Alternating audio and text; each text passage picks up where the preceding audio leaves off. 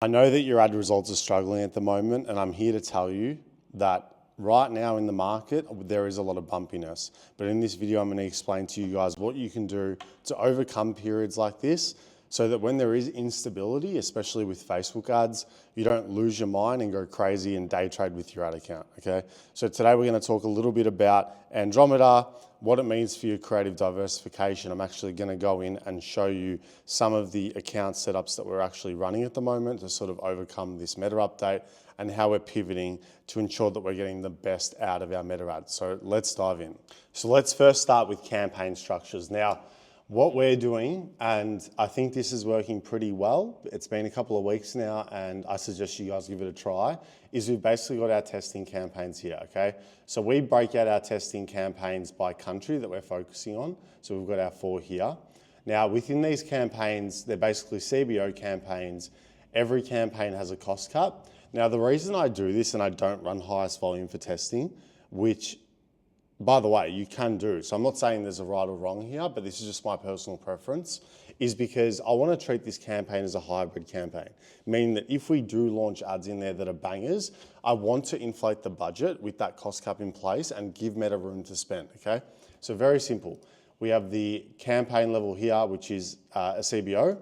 Inside we have different tests, different ad sets, and then within those ad sets, we have a variety of ads. So we'll have statics, we'll have video and stuff like that. Now, if you watch my previous video, you'll know that I did say to you guys that Meta wants diversity at the moment, okay? So we make sure to include basically a mini funnel within each ad set, a mixture of video, you know, static carousel, it could be back in stock, it could be whatever, before and afters, but make sure that you have different types of creatives, okay? Now, what I'm looking for when I am running a campaign structure like this is I'm looking on around 7 to 14 days of data. And for me, the biggest thing that sort of graduates an ad into a winners campaign, which I'll touch on, is the spend amount, okay guys? Now, if we just go into the ads for this campaign here and I filter by the amount spent, what I want you guys to notice is this. This ad here has $1,200 in spend, okay? But there's a reason why it's actually switched off. And that's because on the surface, it looks great, 18 purchases. But if I go down here and I look at the attribution settings and I go 7-day click, 1-day view, what you'll notice is that half of my sales from this ad have actually come from view through conversions. Now, what this means is that someone's seen the ad, they haven't clicked the ad and bought, they have seen it. So it's made some impact for my business overall, but that's not really an ad that we want to scale, right? What we really want to be looking for are ads that are scaling, that are getting a lot of 7-day click conversions, because they're the actual ads that are driving performance based on click, okay? And for us, we don't exclude customers, okay? So naturally we are going to have higher 1-day view conversions. And again, there's no right or wrong. If you don't want to exclude customers, you don't have to, but just make sure you do this for me. So if you go into, let's have a look at our breakdown, and then you go to audience segments, what you'll notice is that existing customers are getting a certain amount of spend. Now for us, that sits anywhere between, you know, roughly 10% or 15%. For a brand like ours, where we're dropping every 2 weeks, I don't really have an issue with this. I think it's good brand awareness. I think it's good for actual overall brand growth. But essentially what I'm saying is we test everything in here. We look at ads that have spent a lot, that are going after new customers, and then we graduate them into our scaling bid cap campaigns, okay? So that's the first thing we're doing in terms of account structure. What we used to do is we used to have 1 ad per ad set, but the reason why I steer away from that now is because Meta does want consolidation and simplification in the ad account, and it also really wants us to diversify creative in a consolidated ad set. And the ad set comes out of learning a lot quicker when you have more ads inside an ad set. So if you go into this campaign here, which is our scaling campaign, what you'll notice is there's way less ad sets, but what we do have is ad sets with winners, okay? Now, see how we've got our different campaigns, boom, boom, boom, boom, boom, and some are on and some are off, okay? The reason why they're off, again, is because we don't want to go for campaigns or leave them on that are not going after new customers. But what's funnily enough, guys, is that one thing that I'm getting asked a lot about at the moment is, Manny, how do I set up my account structure? How do I scale? And guys, I want to be truthful with you. At the end of the day, a lot of you, and this is the harsh reality, are focused too much on your campaign structures, okay? The technical running of ads with Meta has never been easier, okay? Especially with Andromeda. What you'll notice is with all these Advantage Plus features and technologies and things like that, is that Meta really wants to create a platform where you guys don't have to rely on structure. Okay, what it wants you to do is feed it good creatives. And the way for you to do that is by doing customer research, understanding who you're targeting as an audience, right? What makes them tick? What's their desire and things like that. So if you're finding that you can't scale, maybe what you should be doing is pivoting and thinking, okay, I've put all this energy into account structure. Why don't I put that same energy into my creatives? Because think about it logically. If you put that creative into an ABO, a CBO, an Advantage Plus, if it's a good ad, it's going to spend well and it's going to perform, okay? So try not to think too much about account structure, all right? And guys, this is something that we talk a lot about in my group. So I've got a group where there's a lot of us there's about 30 members now. You know, it's a private group. We talk about ads. It's a private mentorship group. We meet once a week. We do live Zoom calls. If you want in, please DM me on X. My X is in my description below in the YouTube video. Would love to add you in. I've got about 10 spots left. So if you want to get in quick. Just to jump back to the account structure part. So this is just going to simplify it for you guys, okay? So we've got CBO cost cap testing, and I've already given you the reasons why. Graduating winners into an ASC cost cap scaling or an ASC bid cap scaling, okay? So that's the account structure that I'm using for my brands and for my clients, and it's working really well. But again, what we need to be focusing on is the creative. I can't stress this enough, guys. So perhaps what I thought I'd do today is I'm gonna take you through my meta library for one of my brands, and I'm gonna show you the diverse creatives we're running so that you can cross-check this with your brand and see where you may be lacking in terms of creative diversity. All right, so let's jump in. Now, what you'll notice straight away is we've got a mixture of UGC. My jaw is on the floor. Strong hook opening. My jaw is on the floor. Okay, so this is a video. Another UGC video. We've got some statics. We've got more statics. We've got more statics here, okay? You'll see all the different statics that we've just launched. Now, what's interesting, if you look at the date, guys, we're launching a lot of creatives, okay? Because we really want to feed the machine. But what you'll notice is that we don't just stick with one content style. We've also got some carousels here. And this is the whole point of Andromeda, okay? And Meta's actually come out and said this, that it really wants us to diversify our creatives because it's gonna give people more options, okay? And what happens is when you do have that diverse range of creatives, it's gonna unlock different segments and pockets of people that are gonna buy from you. Back in the day, you used to be able to just slam UGC ads with different variations and hooks and it would scale, but that strategy is kind of dead in the water.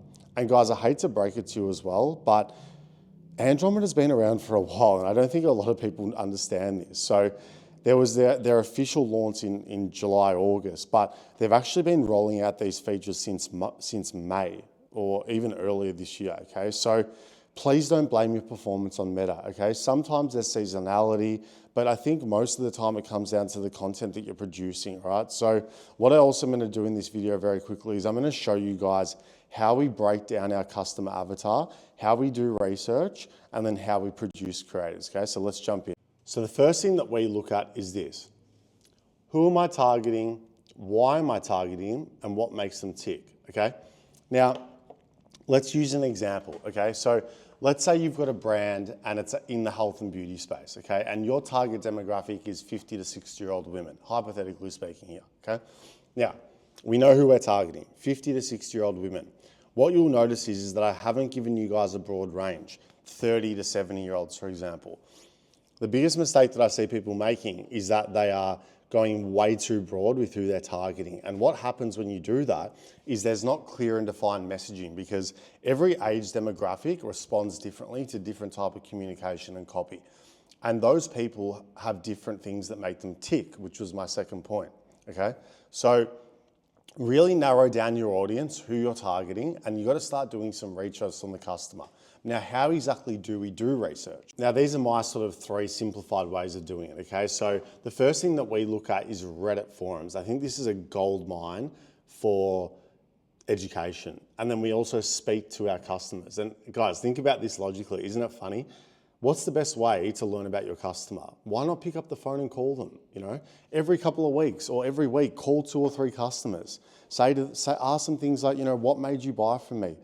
What do you love about our brand? What do you think of the product? Speak to your consumers. Okay, so I'll give you guys a little bit of a rundown of the process. Okay, so we'll look at Reddit forums, we'll look at customer reviews from other brands, we'll go on Amazon reviews, we'll see what do people like or not like about the product. And the other thing that we do, which is really, really powerful, is if you have a brand account on TikTok, right, and you're running organic, and I'll actually get my phone up and show you in real time what we do. Let me just swap through my. When I do these vlogs, if I actually. Let me swap through. Okay, so here we go. So I'm on my Sasha Therese business account, right? So what we do is we'll go into the feed and we'll just scroll through the different types of videos, okay? And what you'll notice is that there are certain videos, the way the text's laid, the type of content people are digesting, and this is the easiest way for us to know what type of content our consumer enjoys viewing, okay? And as we already know now with Meta and advertising in general, sometimes the less an ad looks like an ad, the better it performs, okay? So if you're stuck with sort of concept styles, you don't know what to do, you're lacking in ideas, jump on TikTok and scroll. I promise you it's the best way for you guys to understand the type of content that people are digesting and how to market to that audience. And then there's the final piece, which is this. This is about the human psychology and how we as media buyers and brand owners actually run the account, okay? And what I'm seeing a lot of you do is that you're just simply day trading with your ad account. Now, for those that don't know what that means, day trading is actually it's something that happens with basically Forex trading, crypto stocks, where you're trading in and out of stocks and you're pressing buttons and you're doing a lot of things. Now, when you're running meta ads, you gotta remember you are feeding an algorithm, okay? You're uploading a piece of content with copy and you're pumping into that algorithm, and that algorithm is trying to match that content with an audience pool. Now, if you're launching ads and you're switching them on and off and you're playing with the budget all the time, up and down, what you're doing is you're throttling the algorithm, okay? So try to have patience, okay? And stop day trading with your ad account, okay? Stop day trading with your ad account. I can't stress this enough, guys. Like, more often than not, what I'm seeing is that we'll launch a new campaign and the numbers may look poor after a little bit. In fact, I'll actually get one up and show you now. So we've just recently launched into a couple of new countries. As you can see here, we're really focusing on Israel at the moment. So if I just go over here into our ad account, oh shit, I've pressed duplicate. What you'll notice is that this campaign here has a pretty high CAC, right? So it's at about $117 purchase, which is too high for my brand, but it's only been 2 or 3 days. What I used to do back in the day is I used to freak out, change the cap, lower the budget, up the budget, whatever it is. Instead, I just need to let the thing cook. Let it cook for a bit longer, let it optimize. Try and work on 7-day windows, okay? So for those that do struggle with the emotion of ad buying and stuff like that, set your view on Meta to 7 days and just let the thing run, and then measure it on 7 days, okay? Now, obviously there's gonna be exceptions whereby an ad might be taking up spend in the account and it's really destroying your brand on an overall perspective. In that case, sure, turn it off. But overall, you do not need to be day trading your account. You don't have to constantly optimize and touch things all the time, okay, guys? So, guys, listen, I'm gonna leave it there. As you'll know, I'm not editing my videos heavily anymore.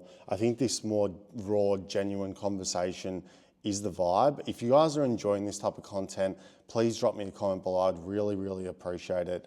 I want everyone to win in this space. I've been doing this for 13 years now, and I'm trying to share everything that I've struggled with so that you guys can implement it and learn from me and not make the same mistakes that I have, and it should save you a lot of money, okay? Because I've lost hundreds of thousands of dollars and I've made millions of dollars doing this stuff. So God bless you all, okay? I love you all. Thank you for subscribing. Thank you for watching my content, and I'll see you guys in the next video. And as always, drop me in a comment. Let me know what you want me to cover next, and I'll do my best to get to it as soon as possible. See you in the next one.